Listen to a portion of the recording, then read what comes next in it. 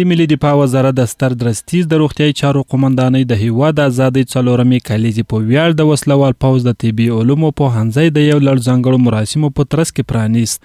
د ستر درستیز د روغتیايي چارو قومندان ډاکټر محمد طاهر احرار په دې تړاو جوړ شوي مراسمو کې وایي افغانستان د تیرو جګړه ییزو کلونو پر مهال په علمي، معنوي او اقتصادي برخو کې تر اشغال لاندې و او ان په 40 ولایتونو کې هیڅ نظامي ډاکټر شتون نه درلود. نوموړی زیاتوي دوی بریالي شوي د اسلامي امارت د لوړپوړو چارواکو په همکارۍ د هیواد ټولو سیمو ته په نظامي برخه کې روغتیايي خدمتونه ورسوي. زموږ هیواد په معنوي، علمي، مادي په هر لحاظ باندې داسې اشغال شوی و چې کله چې د لومړي ځل لپاره دغه ادارې ته راغلم محاسبه مې وکوله. د هیواد 24 ولایتونو بدبختانه یو نظامي ډاکټر نه درلودی.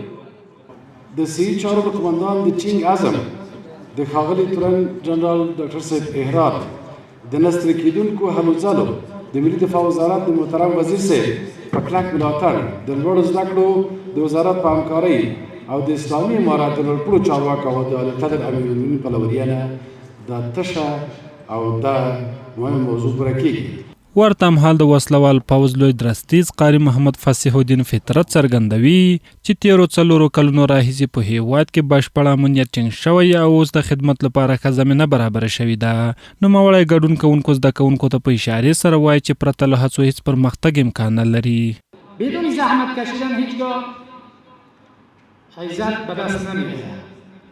باز به فارسی یک متل است که میگه بدون رنج گنج به دست نمیآید. پس ما دست و آستینمون بالا بکنیم، در معرکه کارزار شامل شویم، برای خدمت به وطنمون عرق‌ریزانی بکنیم. بدون از این امکان ندارد.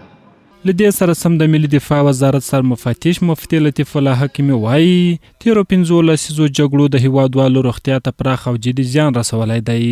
نوموړی ټینګار کوي چې د طبي علومو د پوهنځي زده کوونکي باید د خپلو زده کړو له لارې د افغانانو درملنه په خپل هیواد کې ممکنه کړي او خلک د نورو هیوادونو له دروازو راوګرځوي. زما په وطن کې چې کوم مجبوریتونه د خلکو دردونه دي او دغه 50 کاله څه کم زیات په دیو باندې ملنډې وهلې سوي دي په دا ولس باندې او د ولس هغه اړتیاوې چې وي د هغو څخه د خوږ ګوتې په ډول کار اخیستل سوی ده. مثال یې درته وایم، داسې پیښه سوې ده چې په یو دولتي روغتون کې ویل سوي دي و مریض ته چې بیا شخصي ته پسې راسه. ورته مهال د عامه روغتیا وزارت د روغتیايي خدماتو وړاندې کولو مرستیال مولوي عبدالولي حقانی چې په دې مراسمو کې ګډون کړی و وایي دغه پرانیسته یوازې د یو پوهنځي جوړېدو نښه نه ده بلکې د یوې نوې ژمنې پیل دی.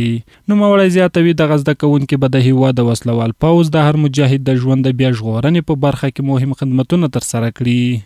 دا یوازې د یو پوهنځي افتتاح نه ده بلکې د یوې نوې هیلې، نوی راتلونکي او نوی ژمنې پیل دی. دا پوهنځی به زموږ د وسلوال فوز د هغو ډاکټرانو روزنه وکړي چې د جګړې په ډګرونو کې د سختو شرایطو په منځ کې د زخمیانو او د وسلوال فوز د هر مجاهد ژوند ته د بیرته ورګرځولو لپاره نستړي کېدونکي خدمتونه کوي. د یادونې وړ ده چې دغه د نظامي طبي علومو پوهنځی د پلازمینې کابل په 400 بستریز روغتون کې د 50 میلیونه افغانیو په لګښت جوړ شوی دی.